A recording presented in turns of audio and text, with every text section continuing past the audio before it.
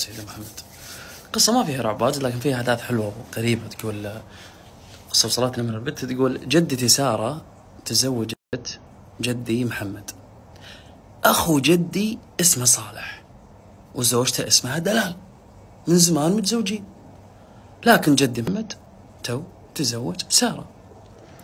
صالح زوج دلال أخو جدها يشتغل بالنفط، وزوجته دلال جدا سيئة، يعني ما تواطنهم ولا تحبهم، ومع أهلها مو زينة وتغار وما تحب تشوف أحد أحلى من عندها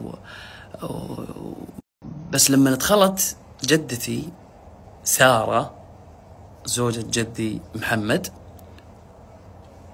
تدخل يدها يعني مع على ايدها مو فاضية، تجيب أكل تجيب ذبيحة، ما تدخل البيت فاضي. فحبوها واحترموها انها ترى احلى منك يا دلال، لكن حنا ما وفقنا. هني دلال حاشتها الغيرة وان انا القديمة وانا الاقدم وانا ما ادري شنو، فبدت تسبب مشاكل، بدت تسوي سوالف بالعائلة بين اهل زوجها وزوجها صالح اللي اذتها اذية العالمين. هذه بداية القصة. بس هني دلال عشان اوضح لك القصة من البنت اللي جدتها اسمها سارة وجدها اسمه محمد، اخو جدها اسمه صالح، عنده حرمة اسمها دلال من قبل لا يتزوج محمد سارة. ركزت؟ حلو. فاكمل لك. دلال شنو كانت تبي؟ كانت تبي ما يرد لها طلب نهائيا، ما تبي احد يرد لها طلب، على قولتهم تبي صالح خاتم بصبعها. كانت تحط اشياء قريبة بالاكل لزوجها صالح، حتى الخادم العامل اللي عندها يعني شهدت على كلامها، تشوفها تحط نجاسة بالأكل، محشوم جدها، تحط نجاسات بالأكل، تحط أشياء مقززة وسخة، أشياء قريبة. العاملة كانت تشوف يعني حيوانات ميتة بالحديقة ورا بالبيت وأشياء محروقة، والمسكين صالح ما يدري شو السالفة، من مرض المرض ما يقدر يسوي أي شيء، لين العاملة جت ووصلت الكلام لمنو؟ لمحمد أخو صالح اللي تو تزوج سارة اللي تقار منها.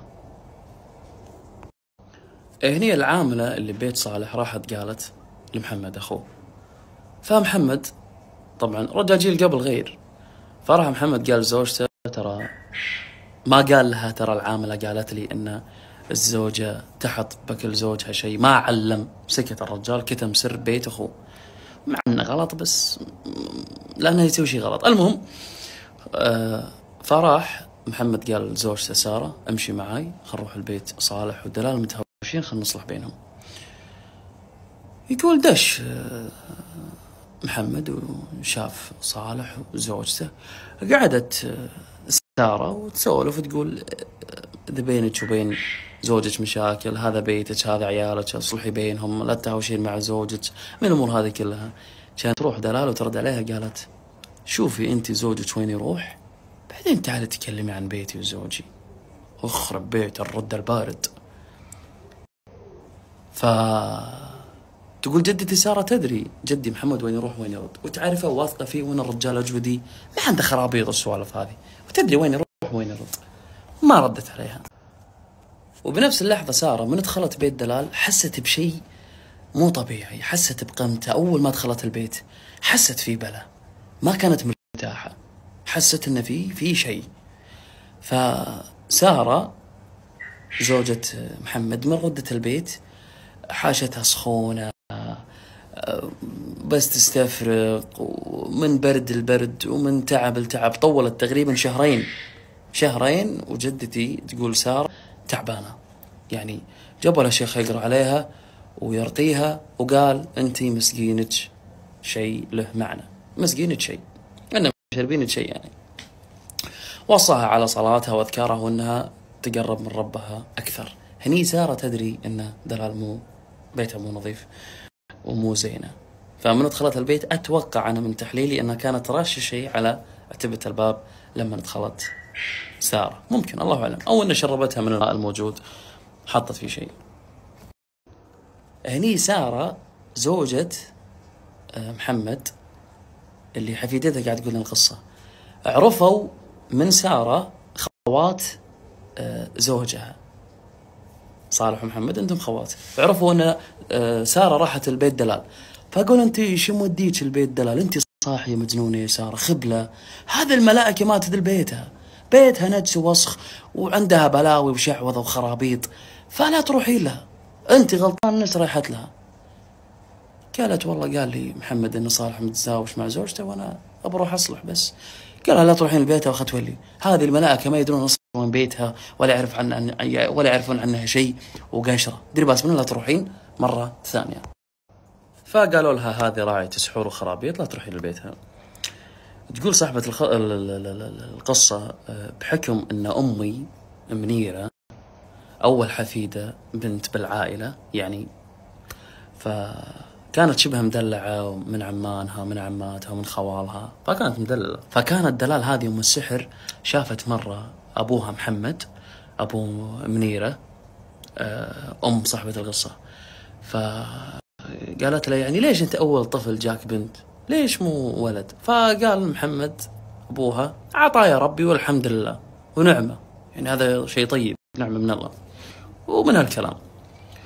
فكان يحب منيرة بنت حيل، يعني كان كونها أول طفل له.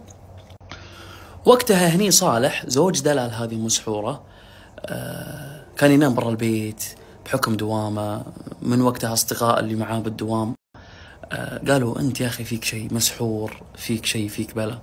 فقال لا أنا مسحور ولا شيء.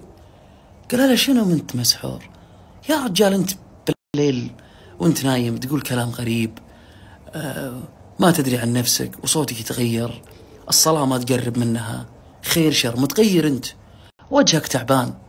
قال لا ما فيني العافية. هني واحد من ربعه بالدوام قال أنا يا شباب بجيب شيخ دين يقرأ، شيخ طيب ومن غير لا يدري. فهني جابوا شيخ الدين وبدأ يقرأ على صالح، يقرأ. فجأة صالح قام يستفرغ، تكرمون، يرجع أشياء غريبة وكلام يقول غير مفهوم. فكان على قولتهم ماكل سحر لين قال بس دلال. فهني أول ما خلص الشيخ، طبعا مو مذكور بالقصة أن الشيخ ما ندري شنو سمع من صالح لما كان يستفرغ وكان الجن يتكلم أو كان ملبوس أو عفوا أو مس أو سحر، فما ندري شنو سمع الشيخ أو ربعه. فالشيخ قال أنا ما راح أخليك، أنت رجعت الحين واستفرغت وخلصت وقرأت عليك، أنا بطلع معك للبيت بشوف بيتك. فعلا الشيخ خذ إيد صالح وطلع معنا البيت. أول ما دخل البيت الشيخ الدين قال بيتك قذر، تكرمون، بيتك فيه ريحة ما تشم الريحة أنت. طبعا المسحور ما يدري. فكان البيت عند عتبة الباب أشياء مرشوشة، ريحة بالحديقة اللي ورا، ريحة بول، حيوانات ميتة، قطاوة، كلاب، أشياء غريبة، نجاسة بمعنى الكلمة. فقال الشيخ الدين البيت فيه بلاء ولازم تحل مشكلتك. وبدأوا إخوانه وربعه يبعدون صالح عن دلال، وقعد فترة طويلة صالح من مستشفى لمستشفى، وشيخ طالع شيخ داخل، لين الحمد لله استغر وضعه وطلق دلال وقعد عايش مع عياله. بس خلاص صالح يستغر مع عياله وبناته، وطلق دلال. وثبت على صلاته ورجع يصلي الحمد لله، وأموره صارت طيبة. أنت يا جد صاحب القصة، أموره صارت طيبة وأموره تحسنت الأحسن. قبل سنة تقريبا توفى من فشل كلوي مفاجئ، ما حد عرف ليش. طبعا طلق دلال، حياته مع عياله، ما له شغل بأي أحد، ما له شغل بدلال، قلعها. وقبل سنة توفى من فشل كلوي مفاجئ، ما حد عرف شنو السبب. عسى الله يرحمه ويرحم جميع مسلم. هني قصتنا الحين ما خلصت. ومن هذاك الوقت وهذا الوقت بيت أخوه محمد وسارة أخوان صالح اللي طلق دلال مشاكل بمشاكل. وقالوا مستحيل، يعني لما نكون برا البيت نقعد نسولف ونضحك، طبعا محمد وسارة نسولف ونضحك، بس ندش البيت ولا أحد يطق الثاني. قالوا البيت فيه شيء، ولقوا بالحديقة مثل حبل مربط عليه عقد وكلام، شيء سحر وشعر. ودوا الشيخ فك السحر والحمد لله. بس في غيره واجد، مو بالكويت، حتى قبل لا أم منيرة تزوج أبوي محسن جت لها دلال وقالت لها الله كبرتي وبتاخذين مكان أمك. يعني الحين تركت سارة ومحمد تبي تسوي سحر لمنيرة وتبلش فيها. الديش فجرني، بكمل قصة بالغرفة. والله فجرني الديش، ازعاج يأذن الساعة 12، ساعته خربانة حيوان. هني شنو قالت لها؟ قالت لها الله كبرتي بتاخذين مكان امك وهنا الكلام. فتقول ام منيرة ما كانت تدري شنو معنى كلامها، على بالها مدحه. فتقول الحمد لله ام منيرة وابوي محسن تزوجوا، بس مرت تقريبا سنة ونص ام منيرة كل ما تحمل يطيح الجنين، وكل ما تحمل تنزف ومو ثابت. فاستغربوا دكاترة، قالوا خلاص يعني نصيب وقسمة من الله، ما كانوا يدرون ان البلاء كله من وراه دلال.